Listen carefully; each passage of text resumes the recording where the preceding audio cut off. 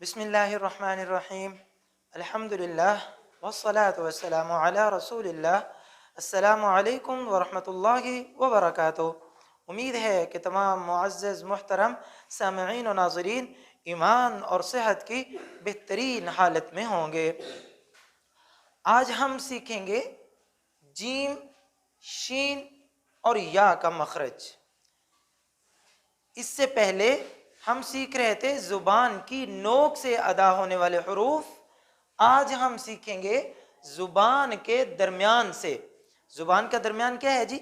ये फर्ज करें आपकी जुबान है, ये जुबान की नोक है, और जुबान का ये वाला दरमियान वाला हिस्सा, ये वाला, या आप यूं समझिए कि जुबान का ये वाला दरमियान वाला हिस्सा, तीनों हुरूफ का मखरज एक ही है। जीम का जुबान का दरमियान जब ऊपर के तालु से लगे, यानी जुबान का बीच जो है ये ऊपर तालु की तरफ जाके लगे, जीम जीम। और इसी तरह शीन, जुबान का दरमियान जब ऊपर के तालु की तरफ उठ जाए यानी लगाएंगे तो अदा होगा शीन। और इसी तरह जुबान का दरमियान जब ऊपर के तालु से लगे तो अदा होगा या। इन तीनों हुरूफ का मखरज एक ही है।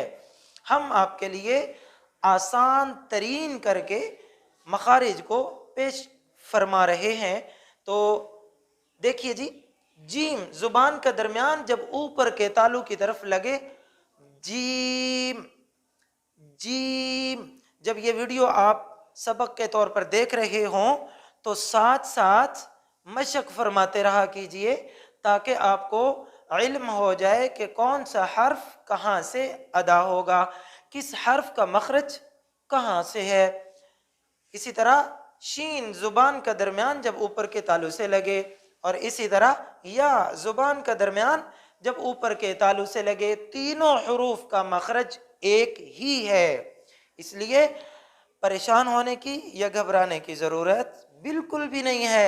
इंशाअल्लाह हम आपके लिए ये मखारिज आसान तरीन करके पेश करेंगे। इन तीनों हुरूफ को ज़रा पढ़िए। जीम, शीन, या। तीनों हुरूफ की अदाई के वक्त जुबान का दरमियान ऊपर के तालु की तरफ उठ जाता है यानी लग जाता है। उम्मीद है कि आपको आज का लेसन सबक समझ आ गया होगा और आप मेहनत, शौक और लगन से इसको सीख भी रहे होंगे और इसकी मश्क भी फरमा रहे होंगे। इजाज़त चाहता हूँ अगले सबक तक के लिए। अल्लाह निगहबान। वस्सलामु अलैकुम वरहमतुल्लाहि वबरकातुहू।